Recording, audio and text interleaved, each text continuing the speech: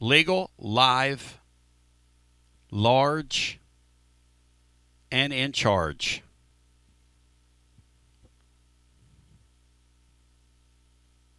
In 5 and in 4, and in 3 and in 2. Oh, there it is. And I got to turn my device down. Boom. That's cool. I like that. Ladies and gentlemen, Tony Basilio reporting in the Raymere studio. About 1 week ago, word broke that Tony Vitello and the Giants were a thing for real. And Matt Dixon and myself jumped in here immediately. Look, it's going to be a late night here like it was last week with the Vols down at Alabama, but we decided to jump right in here and respond. I got Matt Dixon and Will Heflin this week. These are the guys that do Garza Law, extra innings in the spring. And Matt, should I go to you or should we go to the chef first to get thoughts? I'm gonna let you make the call here, Matt, since you and the chef do it together. Well, that's silly. You obviously are going to go to Will. He is played here. Was part of the program. Knows Coach Elander a whole lot more than I do. That's a really silly question. You obviously go to him. Hey, Will, let's talk about it. First of all, I've never seen the kind of groundswell after Tony decided to walk out. And I wrote it in the blog yesterday. Not only players that played in this era, but I'm talking about players that played in past eras that were trying to impress upon Danny White and his administration that, hey, the only choice for this job is Josh Elander. And Tennessee tried to make it look good for TV. But at the end of the day, Will, did they do the right thing? Your thoughts on what just happened here? They absolutely did the right thing. He was the only choice. He was the only choice for several reasons. Reason A being he's a phenomenal coaching prospect. He's a rising star. The guys at D1 Baseball who cover the sport more than anybody always have him included when they're talking about who's next in terms of the coaching ranks. Tennessee was lucky that he was even still here. And reason B being that he built this thing from day one with Tony. He's been here for 8 years. He's served his time. He was promoted to associate head coach, which kind of told you, like, if not here, somewhere else pretty soon. And every year that he was here from 21 on, I was surprised. And this is a good case of him waiting on the opportunity that made the most sense for him, and it worked out really, really well for him. So it was the right choice. It was the only choice. The program is in good hands, and this is a very exciting day for Tennessee baseball. The players, the staff, the continuity that you're going to retain from this is just unbelievable. Awesome decision, and rather quick. Well, yeah, we're going to take this thing apart at some point, but look, Danny wanted to do a full search. But why? At the end of the day, why fight City Hall? Why? And I think he realized, just from talking to a few people about this thing, that the political capital that's already been expended, and then that press conference the other day.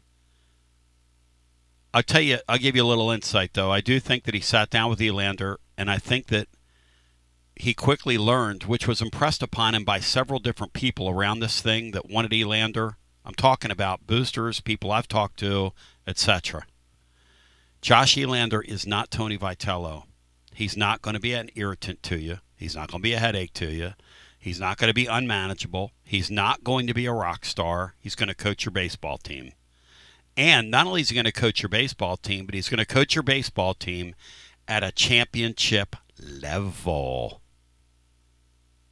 Now, I know we could tell by that press conference the other day that he wanted to clean house. I give Danny White a lot of credit here for making the right decision.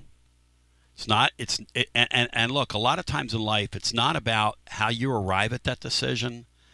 It's whether or not you make the right decision.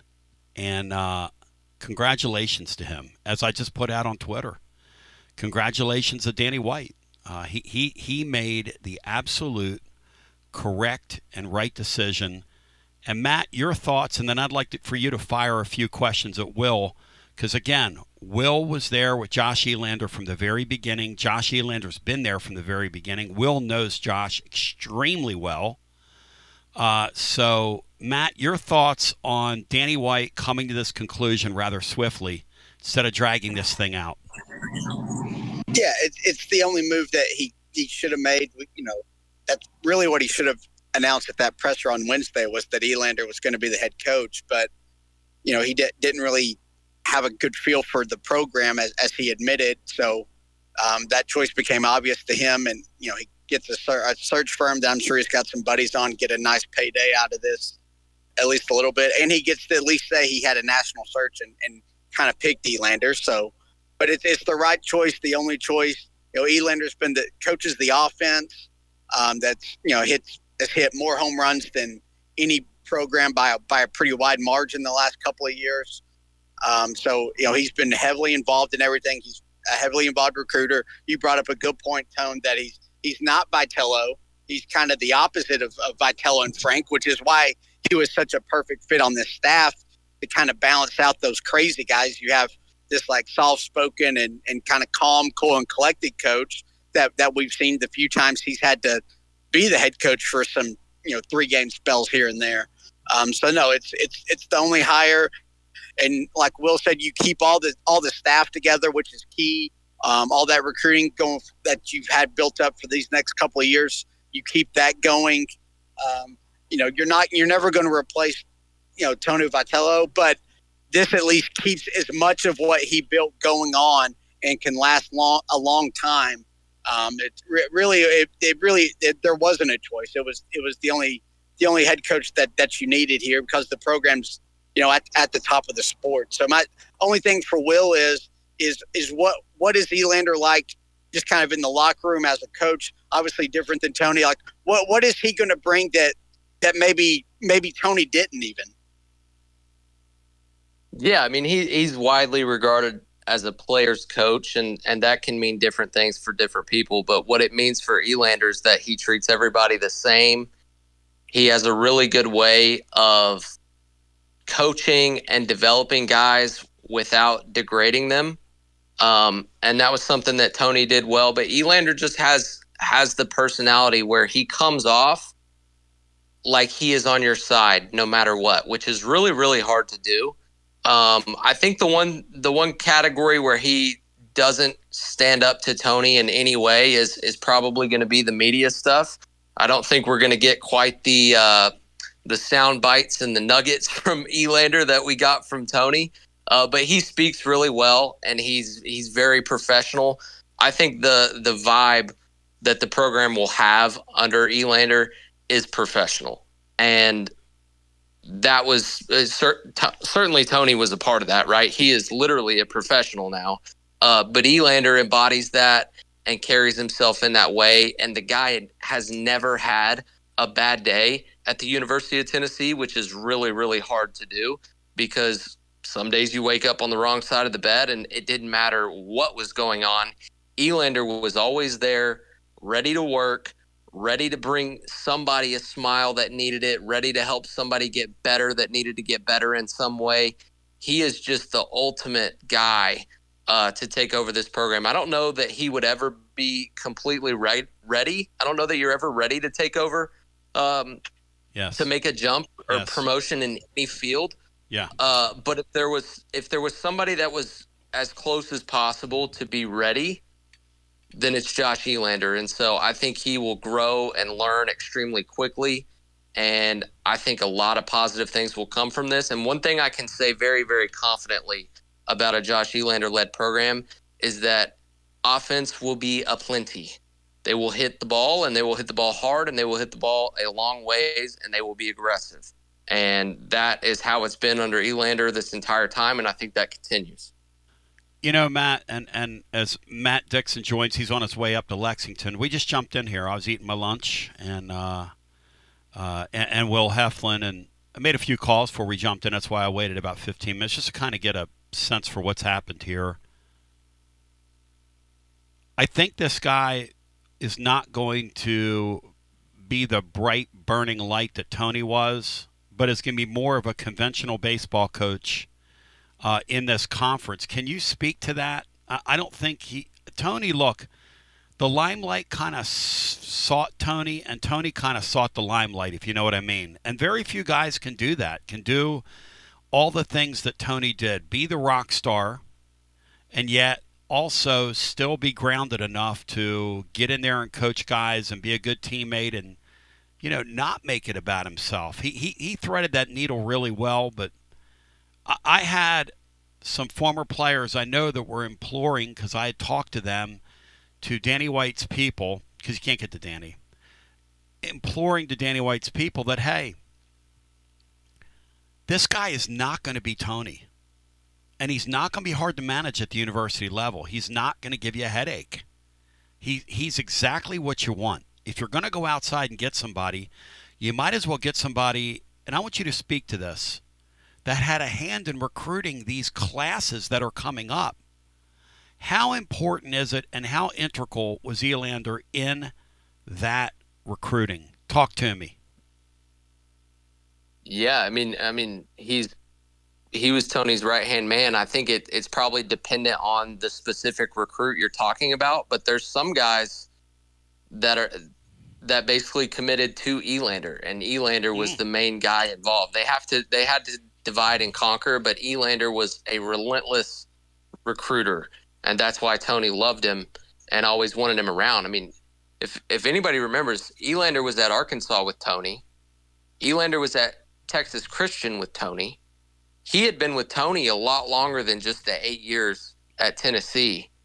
And Tony loved him. Elander played for Tony at TCU. And when he was a coach, he worked his way up when he got done with pro ball. But to your point about him being different, yeah, in the personality, like, people know what a football guy is, right? When you describe somebody as a football guy, yes, it's a compliment. It's a gamer. It's a guy who he's football. Elander is a baseball guy, and there's some similarities to football guys and baseball guys, but a baseball guy is just it's hard to describe, but that's what Elander is, right? And he's just a salt of the earth. He's a little bit more not soft-spoken at all, because when he speaks, he is heard. But it's much more, it's just a different way. It's a different tonality than Tony, and their personalities are certainly different. You're right. I don't see Elander being, garnishing quite as much attention. It'll be a little bit more of a traditional baseball coach, very almost monotone, but not in a bad way. Just very, he's a baseball guy. Like, there's not much extra to Josh Elander, and I think that's a good thing.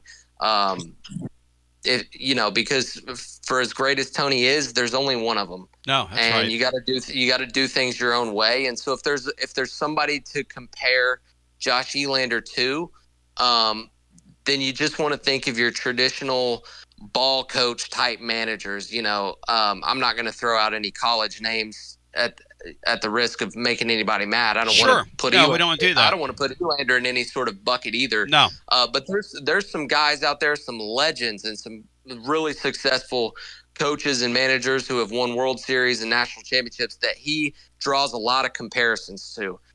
So all that I'm saying is positive, but you're right. It's going to be different, and we'll see. Some people may like that a lot more than Tony, and some people may have loved everything about Tony and will really miss the spark that he gave. And so, I think generally everybody's excited and rooting for Elander, and he'll be extremely positive. And Danny White absolutely made the right decision. Whether he was a little bit surprised at how the coaching search would go this time of year, or just really wanted to get to know Elander and kind of pay a little bit more attention to the program before making the decision and get some more information. None of that matters to me. He hired Elander. Amen. And it's zero risk to Danny White. If it doesn't go well, nobody's going to blame him. Phenomenal job, and everybody wins in this situation. I just know, in knowing Tony, how much he loved Josh, and I also know from knowing so many parents and people in that program down through the years how vehement they were for Josh, you and your teammates, but also the thing that really spoke to me was past classes, people that hadn't even never played for him, former Delmonico players. Matt, I found that remarkable. And one thing I'm going to communicate to Josh is, hey, man, our door is always going to be open for you. I'm sure we'll have him on the show some. And the door is always going to be open for him like it is for anybody. The door at UT is always open. Some take advantage of it, some don't. That's cool with me, whatever. But, Matt, I do think it's very interesting just the overall. So I'm talking about generations of players now that wanted this Elander guy hired, Matt. I think that's a very, very interesting sidebar to this. And evidently Danny or somebody above Danny or somebody heard the voice, Matt, at some point here. Yeah. I guess maybe one of the lieutenants was getting bombarded by former players, letting them know that you have to hire this guy. So it's, like Will said, you landed on the right guy. It doesn't matter how you got there, and you're moving forward, and everything should be good to go. It's interesting because Will talks about he's just kind of a baseball guy, and hopefully you can kind of just become a baseball program now, because with Tony, every time you went on the road, you were kind of like a rock show, and the opposing crowd would be fired up, and Vitello actually wore a lot of that on the road, which I think helped this team because it took like some of the negative stuff off his players and was kind of more directed at him. But I think you can you get a little bit less attention, and you can just kind of focus on what's between the lines and winning games, which I think this program can continue to do. So, with Elander, it's a different head coach, but I think it's the same baseball program. You just don't have kind of the sideshow and all that excitement that in some ways kind of was a negative, because it kind of always brought out the best in your opponents, especially when you traveled and you sold out, opposing stadiums. This could be a way to kind of maybe go back to sliding under the radar a little bit, which I think will help Elander at least kind of in this first year or two as the head guy. What about it, Will? On the way out here, as we've broken this thing down, Josh Elander's the new head baseball coach. And as you heard Will say, which is a very interesting thing, he was with Tony at multiple stops. He was coached by Tony at one point. He, ironically enough, and Will, you know this more than anybody, turned down several excellent head coaching jobs, or the opportunity, like a couple years ago, Will, to get involved with a South Carolina job. Elander, my understanding was, wanted to stay here. He was happy here. His family was happy here. And then Tony had some guys matriculate back into his program here recently. Kivett matriculated back. Q matriculated back. So that core, and I'm not going to speak for Elander, I don't know what he's going to do, but it seems to me that core stays intact. Is that the way you would read it? And that's why I think ultimately it's a great decision that Danny White made. I really applaud Danny White for coming to this conclusion and coming to it quickly. I think it should have been done on Wednesday. But hey, whatever. This is a great thing that's happened today. I do believe too many people, like Will, but even more than that, like I'm telling you, past generations of players. It's one thing for a guy like Will to pop for a guy, and that carries weight with me, because Will's a truth teller. Will would call it like he sees it. That's why I love Will Heflin. But when I see these past guys, hey, love you, brother. When I see these past guys come and say, you got one choice, we need to make that choice. Let's keep the train on the track here.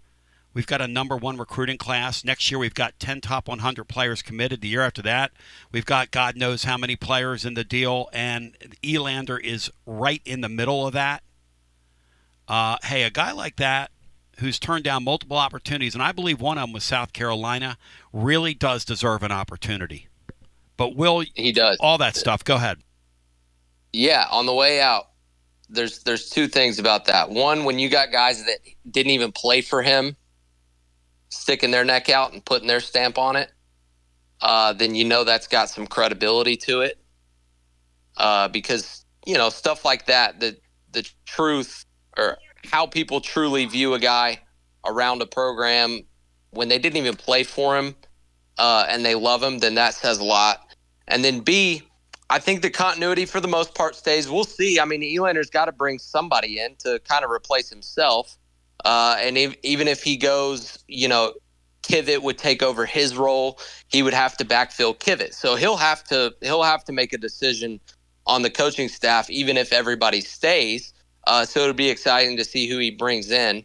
And then finally, I've got a buddy who played professional baseball, and I didn't even realize this, but he was talking about yesterday. We were together yesterday, and he mentioned to me that this MLB, I guess it's the Players Association or the current agreement, whatever they have in place that's about to expire next year. A lockout is seriously on the horizon. Yes. And that could seriously impact the college game because of the draft. If the draft gets shrunk down or if the signing bonuses are not what they normally are while they go through this negotiation at the major league level, then you're talking about a top 2-3 recruiting class that is filled with a couple guys that would have never had a chance to show up on campus who may end up on campus. And the fact that you keep that together is a big factor in that deal. So keep that in mind as you eat your cereal. And, Tony, I'll see you later after the game. Thanks so much, brother. Love you, Matt, Will. good to see you as well, bro. Hey, Matt, your thoughts on what the chef just said? It's a pretty dang good time to have currently the number one recruiting classes for 26 and 27. That's a really good point. Amen. That's very interesting because we've seen it the last couple of years. They've had one or two guys that they probably had written off as being drafted that wound up coming to campus. So that's a really interesting point that Will brings up. That's going to be fun to watch here over the next couple of years. So one thing about Elander that I loved, and Vitello did this really until kind of like the Blake Burke and Christian Moore started coming to campus, but he always like once a year would randomly go out of his way to say that Elander could still win a home run derby versus the current team. And I just thought that was always hilarious to say. And it was probably true, but it always was funny that at some random time during the year in Tony's way, he would figure out a way to mention that at some point. And it just goes to like their relationship and just kind of the fun atmosphere they have over there. But no, it should be a lot of fun with Elander. I'm glad that you mentioned that. Get him on the show as much as he wants to come absolutely. on. So it should be a whole lot of fun, and you can keep a lot of this success going. I mean, you had a lot of these people have been in place for all 8 years. No reason you and can't. You can keep a whole lot of this stuff going, and that's key because you've got arguably the best or one of the top programs in the sport right now, and there was no need to ruin that. No, and I really think at the end of the day, the outpouring that hit Danny's – again, you can't get to Danny. But the outpouring, his words, not mine, that hit his lieutenants was, I was told, pretty insane. And then several people reached out to me because they saw, oh, well, you're in the middle of it, which I'm not in the middle of anything, but which is what I told people. I got no more stroke than you do. I told a couple people, hey, you played over there. What stroke do I have? You got stroke. Pick up the phone. Make a call. I mean, what can we do? Send an email. I think the conclusion they came to, Matt, is this is pretty damn special. This is still pretty on fire. This is still pretty at the top of the sport. I can be a little more articulate than that, but maybe not on short notice. Hey, listen, why break it up? Why?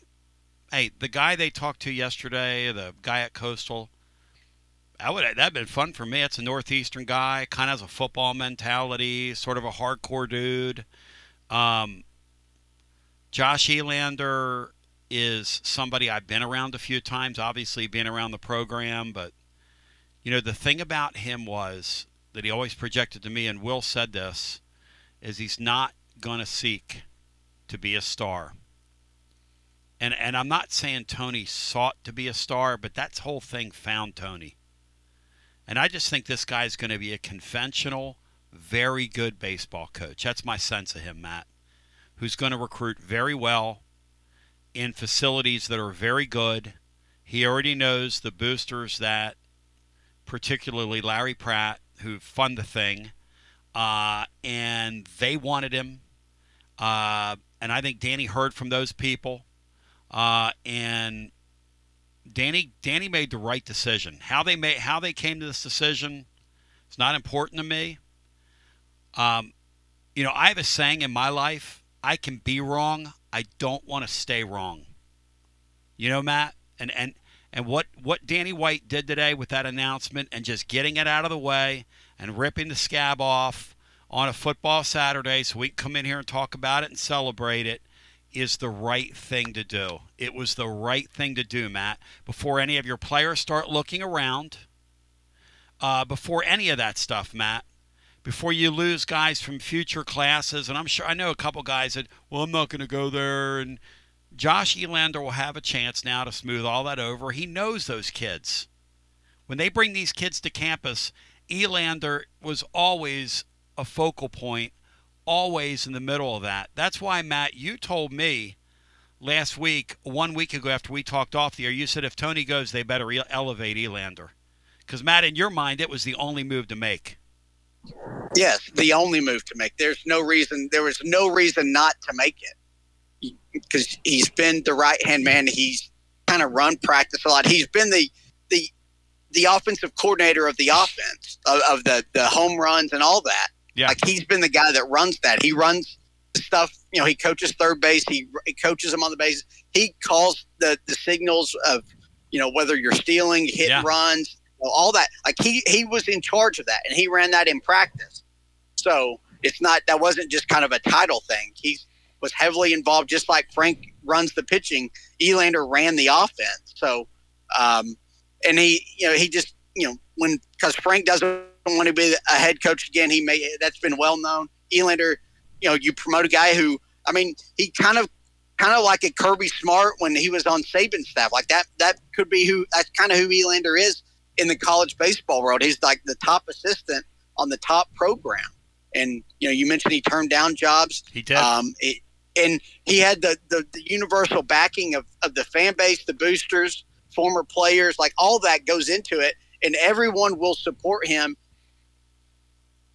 and be behind him. And that wasn't going to be the case if they brought some outsider in. And you've got a magic here. You've got this program has been on fire, and you've got something very special. And there's a pretty good chance that you can keep a lot of that going, even though Vitello's gone. So you can't alienating former players, especially the ones recently who are all in the big leagues now and are going to help fund some of this stuff going forward. Like, you couldn't afford to make that mistake.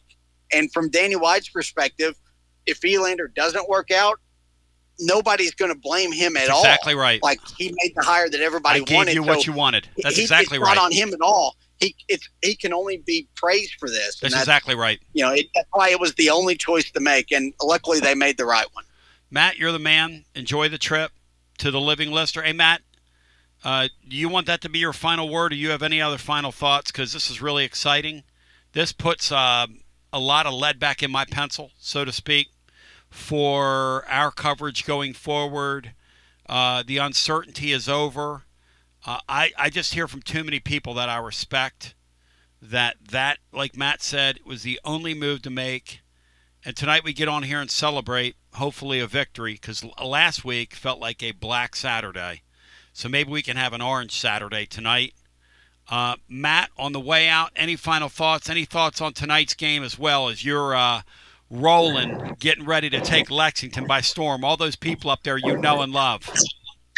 Yeah, love them. Love everybody up here, especially Coach Woods and Coach Ham up here and their families. But other than that, there's not anybody I want to interact with. Let's just jump on them early, and they'll quit. So let's get a typical Heupel fast start and score 2 touchdowns in the first quarter, get a 2-score lead, and then let Kentucky quit. Because after last week where they just thoroughly outplayed Tech, it was stunning to watch that, how much they dominated that game, and somehow they found a way to lose it. It was incredible. It'll be hard for them to come back from that.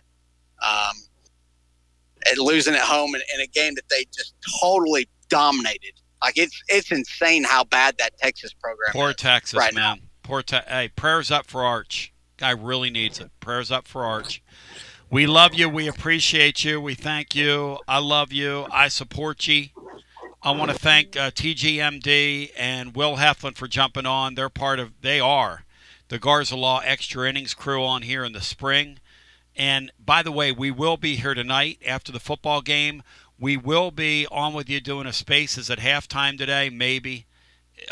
We will also, I might have to save my voice. We'll also be tomorrow night after the Duke game on with you. A special Garza Law Tennessee basketball overtime. It'll be C and Briney with you after tomorrow night's activity. And TGMD sick enough to jump in. More power to him. But it's a great day. It's a great day. I feel good about this. It's nice to smile and say to the athletic director, hey, great job, man. Good, smart thing you did there. Good, smart thing you did. Elevate that guy. Give him a shot. He sat around here and waited his turn. And I'm telling you, the guy could have that South Carolina job if he wanted it. Now, they may or may not say that. And South Carolina might deny that. I'm just telling you right now, I'm talking to Tony, that there we are. So, love you. Appreciate you. Hey, Alan, I see you in there. WeShipFloors.com. You're the man. Marcos Garza at the Garza Law Firm will be on the night. Shout out to Dos Equis and TLD Logistics and FC Alliance and Alumni Hall, Beth Parks, all our great sponsors. We're going to have us a hell of a party tonight.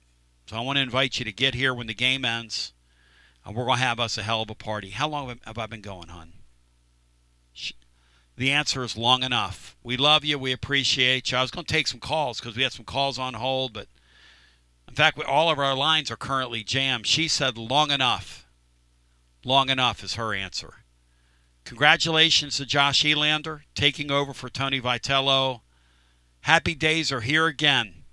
The Vitello program is still intact. Let's go! Go! GBO, appreciate you. Peace.